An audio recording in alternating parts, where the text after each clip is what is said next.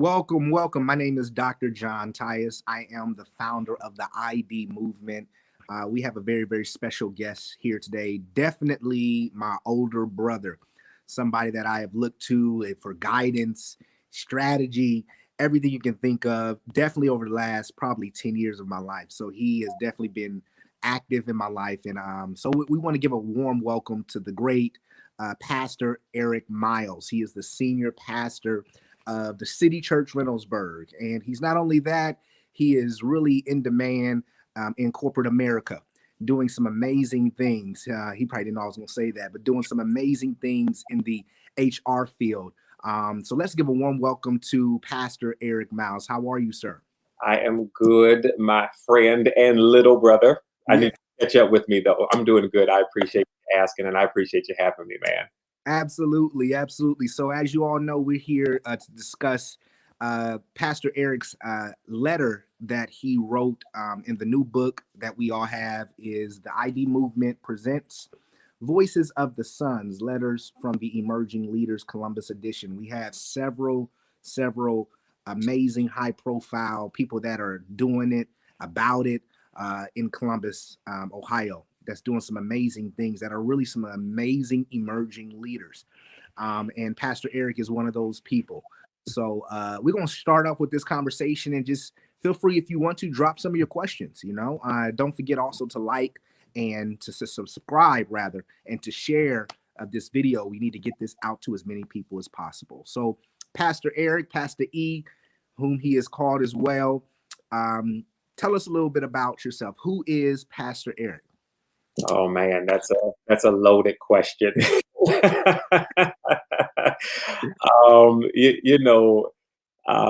My mind goes back to the first time that I met, not necessarily met, but had a significant encounter with Bishop Howard Tillman. We were working on some matter of fact, Healing a Generation, I think is what it was back in the day when they were still doing that. Not sure if they still are.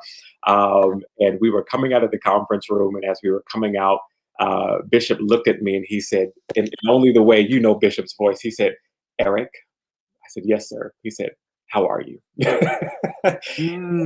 In that moment, I knew he was not asking about, Erick the pastor, Erick the husband, Erick the minister. He was asking about like Erick the man. And I took a 7-year journey with Bishop, and he was very clear about his interest in developing me as a man. And so when you ask, who is Pastor Erick Miles, for all intents and purposes, he's an extension of Erick. He's an extension of Erick. So I can't talk about, who I am as a pastor without talking about who I am becoming as a man, because that's the influence, right? Being a pastor, being an HR practitioner of color, being a board member, father, family, etc. Those are all tentacles of the core of who I am as a man. So, who am I? Oh, we're making discoveries, man, every day. You say you making discoveries every single day, huh? Every day. I'm in a really season, and I am legitimately learning more about myself and about God in more ways than what I ever imagined. And it's not the easy way that I'm learning about Him. David said it was good for me that I was afflicted, that I might learn your statutes. And so as you go through things in life, if you really ask God, what's the purpose of this? I'd actually learn a thing or two. Wow. Yeah. Wow. Very complex, I'm sure, answer and question. Some things we can build off on as well. So when you talked about Bishop Tillman, how did he impact you? Because you've had several mentors. Could you name a few and start off with Bishop Tillman? Yeah, absolutely.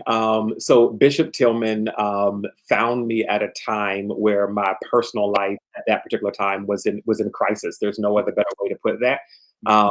At that season of my life didn't end the way that I thought that it was going to end, but I'm a firm believer that God always puts people in your life because, again, if He's the author and the finisher of my faith, and if He is all-knowing, then He prepares us for things even when we don't know that He's preparing us, right? So Bishop came into my life pre-pastorate mode, if you will. And he worked with me for 7 long years. I think they were long because I was hard-headed in a lot of ways. But I sat in that balcony at New Covenant for 7 years, and many people had no idea I was being developed by Bishop behind the scenes. So he really focused on developing Eric the man. And so a part of who you see today as an individual it is directly related to that experience, that encounter, that mentorship, and that here's a key word that we don't like nowadays, that submission, right? To Bishop for that season. He is still by all means influential in my life today. So you have a Bishop Tillman, I have a Bishop Clark, who really was the first person who made me fall in love with the Word of God. And that's like true story. We spent all of the 90s at First Church, and even to this day, right? Bishop Clark has been incredibly instrumental and influential in my life. Just kind of picking some people, Pastor John Hanna, has been amazingly influential, right? When you think about this man is going all over the world, yet he makes time for people like myself to pour into, and he's been there at some of the most critical and important times in my life. Even to the extent that, man, he will FaceTime me in a heartbeat with Eric, what you doing? How you doing? Praying for you, right? Those are some of the spiritual influences. I would say some of my natural ones would be an individual that you may not know. His name is Ron Farrell, one of my mentors as an individual outside of ministry, again, just as a man, and certainly within corporate America.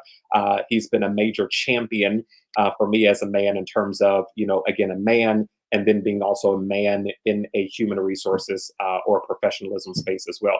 I'm probably missing somebody, but those are, probably the 4 major ones that have been significant in my life. So what I've constantly heard you say as a common theme was that they all touched on being a man and touching on the man that is Eric. Yeah. Why is that so important for leaders to be able, or mentors to be able to focus on the individual rather than their gifting or what they can bring to the table? Why is that important? Yeah, honestly, at the end of the day, we've all had good examples of what manhood looks like. Sure. We've had bad examples, right, of what manhood looks like. We've had bad examples of people being gifted, talented, successful. Right. But when you look at the man is not good, right? And so I think God allowed me to have some not so good examples to say, hey, do you want to be highly gifted, highly talented, highly skilled, but your personal life is terrible? Or do you want to be a person who, yes, may make mistakes, but walks in integrity, wants to do the right thing, can be corrected?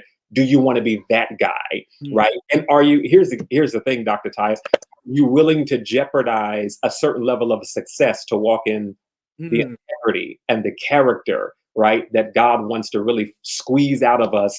And sometimes that's a difficult question to answer, but at the end of the day, it's got to be, all right, God, I want to do the right thing. So I think it's important, man, to have those people who impact you as an individual and are not worried about your title, are not, I shouldn't say not worried. They're not intimidated about that. And they want you to become all that you can become, but they are more concerned about the core of who you are, the man of who you are, right? That touch point. If you get that together, you take that person into everything that you do. I don't take my role as pastor into corporate America. I might lose some members on that one right there. Right? I don't take Pastor Erick to corporate America, right? They don't hire me to be a pastor. They hire me to be an HR practitioner. Now, I can let my light shine, but I'm not there to tote the gospel, right? I don't take my HR into my church because there's different things that I do from an HR standpoint that I don't do for my church. So those roles sometimes are exclusive, but who I am as a man, that's consistent. I take that into everything. And so if I'm not good in my manhood, Mhm. that overflows and spills into every area of my life. The man of who I am is consistent across all things. That's powerful. That's powerful. Now, as a mentee, how easy is it to make that choice to choose to improve the man versus improve the gift or talent or all of that other stuff? Yeah. Because they poured into you, but you had to make a choice to submit to that and say, "You're right. I need to walk into that." Because to me, that's not an easy thing to No, no, because you know what that honesty requires? It requires you to be transparent. it, do. it requires for you to be naked, right? For you Right. to literally trust another man, another individual, another Right. person with the secret places of your life, the Mm. things that we conceal in the crevice of our lives, right? And so you've got to be willing to trust another person. And here's the thing, Dr. Tice, you may not have to trust that person exclusive with everything, but you Right. ought to be able to trust them with something, Mhm. right? And as I look at the mentors that I have in my life, they each have a different part of me, right? Right. Um, and that's helpful. Um, and you just got to be willing to you got to have somebody. You Mm. have to have somebody that you submit to. You Mhm. got to. In order to be successful, you've got to be submissive to be successful. I firmly believe that it's not easy, but Mhm. it's valuable. Matter of fact, it's invaluable. You cannot put a price tag on it. Wow. Why is it so hard for people to accept that term today? Yeah, That term today, because it's very different now in yeah, 2021. yeah. Term or say, submission. Why is that so difficult? Yeah, I think there's a vulnerability piece in there, right? There's a vulnerability piece. Um, I don't know anybody who doesn't want to be successful. So to Mhm. some extent, you are putting the success of what you believe that God has called you to in Mhm. the hands of someone else to help develop that, nurture that. Yeah. And let's be honest, Bishop Clark, Bishop Gilman, Pastor Hannah, they do not move at the rate of speed that our generation would like people to move. Wow. We want to move quick. I done heard from the Lord. It's time for me to bust this move. There's wisdom in having Mm. people who will slow you down Wow. and say, I know you heard God, but if you're trusting God in this relationship, I need you to hear me as well, right? Because if God gave them to you, He's going to work through them. And so Mm. I think part of it is our it's putting our success, it's putting some of our story in the hands of someone else and trusting them, particularly when we've had offenses Mhm. or been mishandled in Right. the past by other people that we've done this with. And Mhm. God says, I want you to trust again. And so sometimes it's hard because, again, we have failed at this in the past, perhaps because we didn't have the right connections. Maybe we did, and maybe we weren't handled the right way because you Mm. have the right connection, but they still mishandle you, right? So I think it's difficult because you are putting your success and your story in the hands of someone else. That's that's powerful. That's great. I think it's very important. Which kind of brings me a little bit to the letter that you was writing, because you mentioned in the letter about the importance of having fathers in your life. Yeah, um, Not necessarily biologically, but you were more so referring to mentors, correct. people who are important to you, right? Which we just discussed. But you also said something that really popped out to me in your letter, which you all have to go get the book, okay? In this book, you said, um, where is that? You said two difficulties for a leader are knowing their place in line and the length of their leadership. Yeah, yeah, You got to yeah, talk a little bit about that. You know yeah. what I mean? Because that's huge. Don't offend nobody, but talk.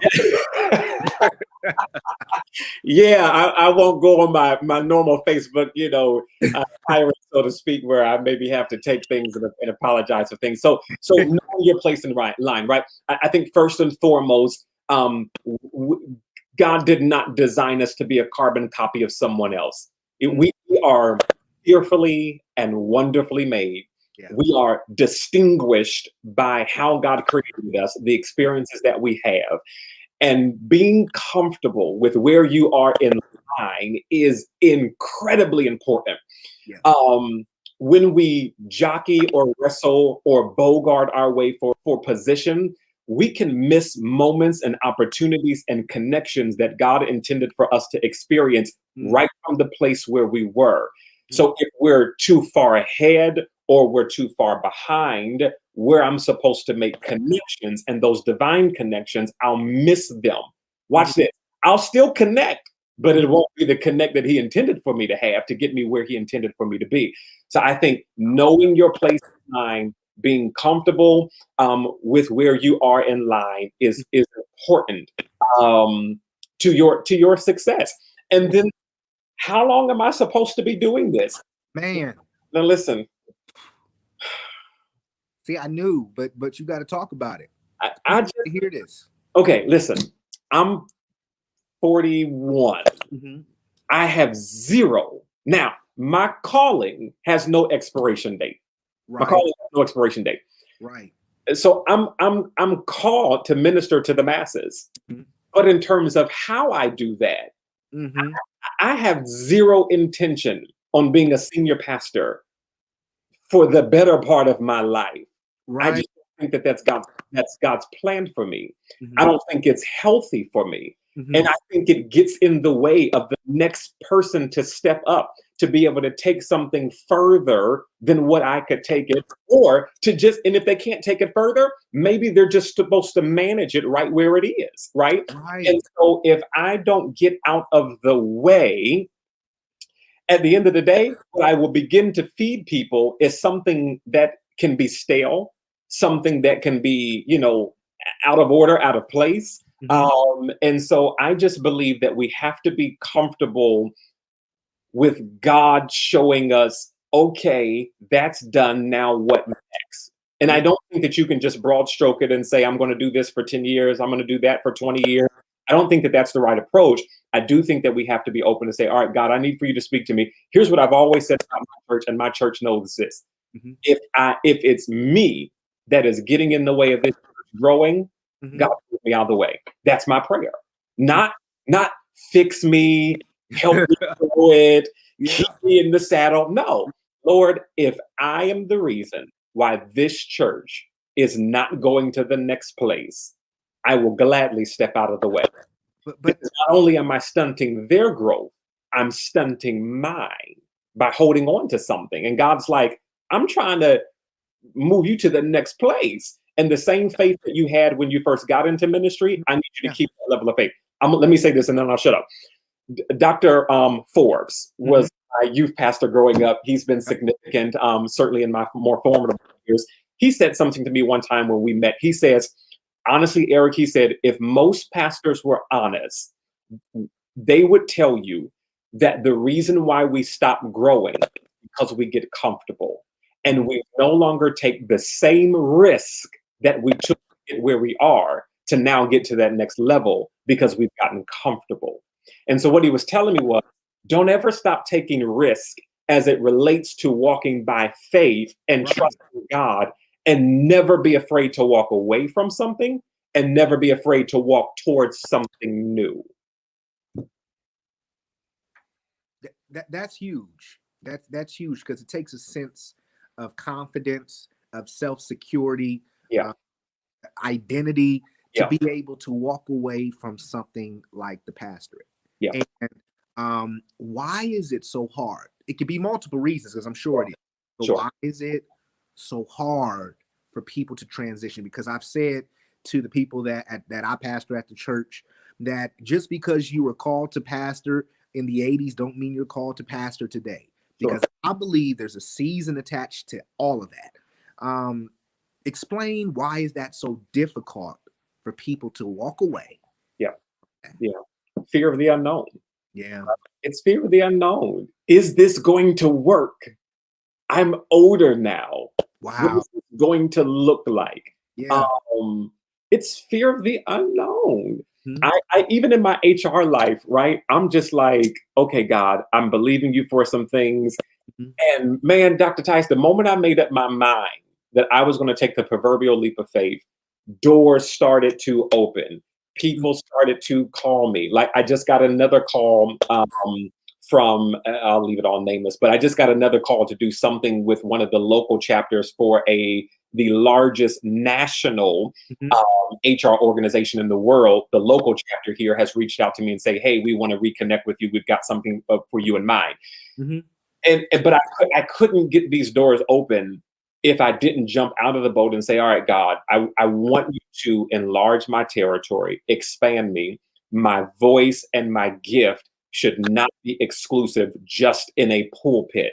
Mm. Open up more doors for me that I can walk through them, even if it's not directly ministry." Again, if the man is saved, I'm taking all that salt and light into my next assignment. Sure thing. The And man. I'm making these new connections. But to answer your question, I think it's fear of the unknown. Will I be successful? Do I have what I need in terms of resources? Because no one wants to fail, right? No one wants to fail. But therein lies why we have the recipe of faith. We Faith. walk by faith and not by sight. And faith is not just about, if I could shake anybody in this is what I would say. Hey, yes, be great in the church, but you Mhm. can be just as great out of the church. There Wow. are so many, like I look at my friend Apostle Brian Williams, Mhm. I look at Pastor Mike Young, I Mhm. look at some of my other peers, and they are doing more than just being a pastor. Yeah. There's so much more to experience. We have so much more to give, right? But we will never reach those milestones unless we get beyond the spirit of fear and we're willing to trust God and to lead. It's Wow. critically important. Wow. It's like we pray for God to open up some doors, but we're holding the door shut Absolutely. because of comfort, right? Yeah. And it's really fear in a lot of ways. Yeah. It's like faith isn't a young man's gift; it's an old man's gift too. And I Yeah. think because when they start this journey, they have a ton of faith. Let's Absolutely. conquer the mountains. Let's save all these souls. But when it comes to it at the end of that journey, that season, Yeah. do they have that same level of faith for the next? Yeah. That's Yeah. wow, Agree. wow. Well, you said a lot. You said some amazing things. I think y'all need to get this book again. It's been a couple of people that's been watching, but I need y'all to get this book. Oh, Pastor E got it. Look at it. Come on now. Y'all got the book. If you all don't know, Pastor Erick also serves on the board of the ID movement. So he is behind the scenes working as well. I'll share a short story real quick. Um, as I was finishing up and starting this book, I was struggling with a name to describe leaders, and Pastor Erick was the one who said emerging. It was Pastor Erick. So I'm gonna give my kudos to Pastor Erick for not only contributing inside the book, but contributing to the title of the book as well. He said emerging because I was struggling, like, what do you call a leader that's coming forth? And he was like, I would say emerging. So thank you, Pastor E, for all you do, right? So Yeah. you said we need fathers. You said no longer just focus on quote unquote just success, but that succession is tied to success, and we need to understand that. Yeah. You share a little bit about that? Yeah, I mean, like I said, I'm 41, be 42 in a couple of months. I've been pastoring a little over 10 years. I've been praying. All right, Lord, show me Mm, who's next for this church. wow. Show me who's next. And if they're in the house, help me to develop them. If they're not in the house, Hmm. still help me to develop those around me, but Hmm. show me who's next. Like that's how much I want this church to be successful. Show me who's next. I'm doing it in corporate America, right? There are people who are gravitating towards me that I've started to take underneath my wing, to be able to mentor and develop them because they are next. And let me say this, show me who's next while I have the strength Come and the on. energy and the wisdom and Yeah. the commitment and the drive Yes. and the grace to be able Mhm. to give it now, Yeah. right? Because if when I get 60 and 70, listen here, I'm on, yeah, it's yeah, I plan to be transitioning. Like I want to be in a place Mhm. where I am okay with walking away to whatever God has next because there has been appropriate succession set in place to ensure that that next person will be successful, and whatever it is that they're responsible for will be successful as well. It is no, let me give this as a shameless plug. Mm-hmm. It is no different than life insurance, right? So as Mm-hmm. people of color, we don't set our families up for success. And so where my brain is thinking now, all right, minimize debt. We got this wonderful house that if Mm-hmm. something happens to us, we can pass this joker down, Yeah. right? We have life insurance. Mhm. So if something happens to us, Mhm. oh, you're gonna cry on one hand, you're gonna celebrate on the other when you get that Don't tell insurance them how check. much. Like, They oh, put thank it you, out for Jesus. sale. Right? But it's the way that we think, right? What can I do to make sure I am setting the next person that I'm connected to, family, friend, whatever, ministry, up for success? And what does that look like? My church, Mm. you know this, you sit on our board. We have the only debt we have is our building. Our building, by faith, will be paid for in 2 years. Let me get that on screen. 2 years. 2 years. We have no debt, Mhm. zero. We're looking at a partnership that will create revenue for the church. So Mhm. if nobody gave, one, Wow. we have no debt and Mhm. we have income still coming in. So if I were to ever leave from being a pastor, whoever that next pastor is doesn't have to come in and manage debt. All they got to do, come on here, Holy Ghost, all they got to do is manage vision. Come on. They ain't got to manage debt. They don't have to worry about any of this stuff. They're going to walk into a debt free church within 2 years from now. We'll be debt Mm. Zero debt. Why? What are we doing? We're setting up for success. We're Mm. setting up for success. We're thinking differently. Could we go and get more debt? Sure. But what purpose does that solve? We're thinking long term. So I'm saying that to say a shameless plug, like, what are we doing Mhm. as individuals to set, yes, we want to enjoy our lives right now, right? Mhm. What are we doing to set the next person up to ensure that when they step up to the plate, they have everything that they need to be successful? That means resources, that Mhm. means education, how to instruct them, because I don't want to hand you this debt free ministry, but then you don't even know how to balance a checkbook. Right. Right. You don't know how to balance the budget. So have I sat down with you to work on these things? As a man, since we go back to your first question, for my have I showed you how to love on your mom? Have I showed you how to lead a house? Right? What have I instilled in you? Proverbs 22:6, right? Train up a child in the way that they should go, so when they're old, they will not depart from it. Mhm. Right? What have I done to make deposits so that way when life is ready to make a withdrawal, we'll Mm. end up bankrupt? Wow. You'll Wow. have it. You'll have it. Wow. You'll have it. All right. Well, to end this, I'm gonna throw questions at you or throw names at you or things So at you, and you tell me the first thing that comes to mind. Well, with you, Pastor, you just tell me what comes to mind second. maybe third stream. Maybe there. Love it. Pastor Erick. Oh gosh.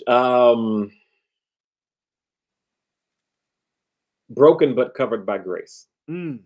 Eric Miles. Mm, man.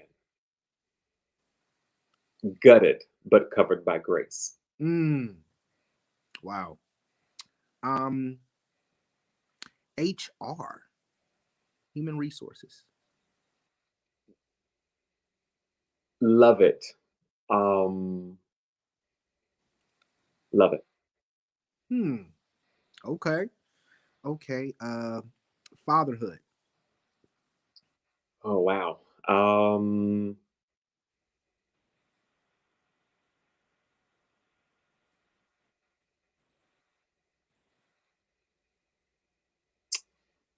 wow. I have like a million things coming to mind. Mm. Oh, some of them. Yeah. I strength, Hmm. vision, love. Yeah. Those are some of the few. Yeah. Wow. I ain't gonna go dig no more. I ain't gonna dig no more. This one's going to throw you for a loop. Mulch. Mulch. Perfectionist. You get that? You got that? I saw that yesterday. Yeah. Listen, Please. people who know me, I don't cut grass. I'm a manicurist. Yeah. Listen, we manicure this lawn. You stay out of my yard. Funny story. In our last house, I joined the board to be able to fire the landscaping company that we were using. And I did just that. The board, got them fired, and still cut my own grass. I don't play. I don't play. Okay, let me give you. So Yeah. in our neighborhood, there's only 29 houses. We're the very, as you know, we're the first house, and we're Afro American. Mm-hmm. Like, my stuff got to be on point. Yes, sir. Yes, sir. Yes, I get it. They're not gonna talk about me. Yeah, I get it. The city church Reynoldsburg. yeah. Amazing, Mm-hmm. resilient, Mm-hmm. demonstration of agape. Mm. Wow. Yeah. Wow. Legacy. Timeless. Mentorship. Critical. Christ.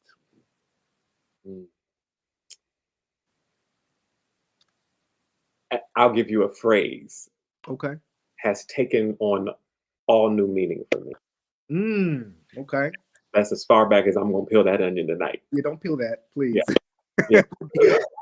30, 45 at least, right? Pastor Hannah. Wow. Oh man, you're gonna make me cry on this one.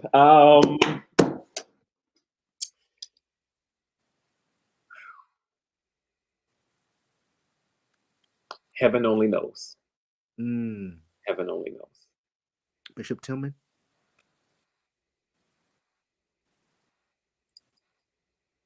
Saved the man. Wow. Bishop Clark. Oh man. Save the pastor. Save the pastor. Save the pastor. And lastly, Erick Miles.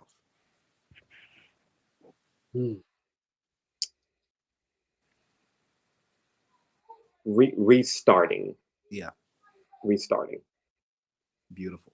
Restarting. Well, you all, thank you so much for joining us today. Pastor Erick Miles, don't forget to like, to share, to subscribe to our YouTube channel. We have some amazing things coming down the pipeline this year. Pastor Erick knows. I want you all to join and subscribe because a lot of stuff is going to be released on the YouTube channel. All right. Thank you so much. Get the book, Voices of the Sons, Letters from the Emerging Leaders, Columbus edition. Pastor Erick, thank you so much for your time. Love you, man. Love you too.